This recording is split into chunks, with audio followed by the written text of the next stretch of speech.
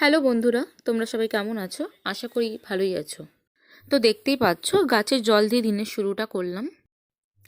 তো ফ্রেশ হয়ে এসে তারপরে দেখি আমার ছেলেটা উঠে গেছে, দেখতেই পাচ্ছ।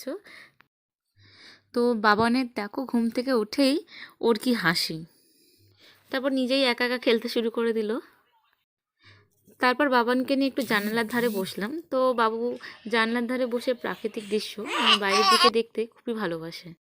তারপর বাবানকে খাবি একটু বেলা হতেই হালকা গরম জলে ওকে স্নান করিয়ে দিলাম। দেখতেই পাচ্ছ জল দেখলেও কত খুশি হয়।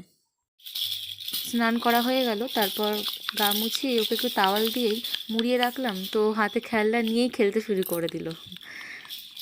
তো বেশিক্ষণ এইভাবে তো রাখা যাবে না, একেতেই শীতকাল, ও ঠান্ডা লেগে যাবে। তো তারপর বাবানকে রেডি করিয়েই বাবানের হাতে খেলনা ধরিয়ে দিলাম। ও খেলতে থাকলো। ও খেলতে খেলতে আমারও স্নানটা হয়ে গেল।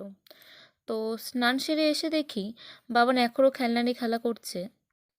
তো বাবান এইভাবেই কিছুক্ষণ খেলতে থাকতে থাকতে আমিও ততক্ষণ ওর দুপুরের খাবারটা রেডি করে নিয়ে আসলাম। তো এবার ওকে খাওয়ানো যাক।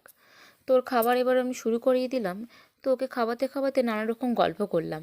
আর বাবু খাওয়ার সময় খুবই দুষ্টুমি করে, ওকে মোটেও কিছুতে খেতে চায় না। তো যাই হোক, আজকে খাওয়ালাম। খাওয়াতে খাওয়াতে দেখলাম কিছুক্ষণ পরেই যেতে না যেতে ও আবার সেই দুষ্টুমি করা শুরু করে দিল যে ও খাবে না। তো তোমরা দেখতেই পাচ্ছ কেমন দুষ্টুমি করছে। তা ওকে আমি কোনো রকমভাবে খাবিয়েই আমারও খাওয়াটা হয়ে গেল। খাওয়ার পরে তারপরে বাবানকে নিয়ে একটু ছাদে চলে আসলাম। একেতে শীতকাল, শীতকালে খাওয়ার পরে একটু বেশিই ঠান্ডা লাগে, তাই না বলো?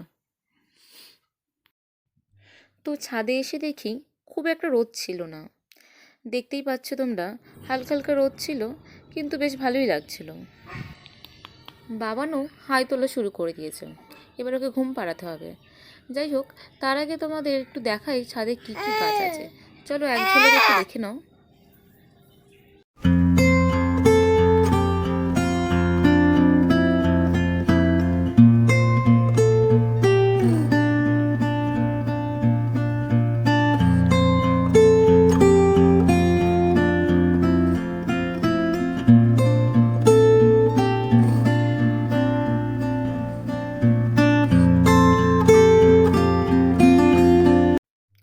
ওকে বন্ধুরা, আজকের মতন টাটা, বাই বাই। দেখা হচ্ছে নেক্সট ব্লগে।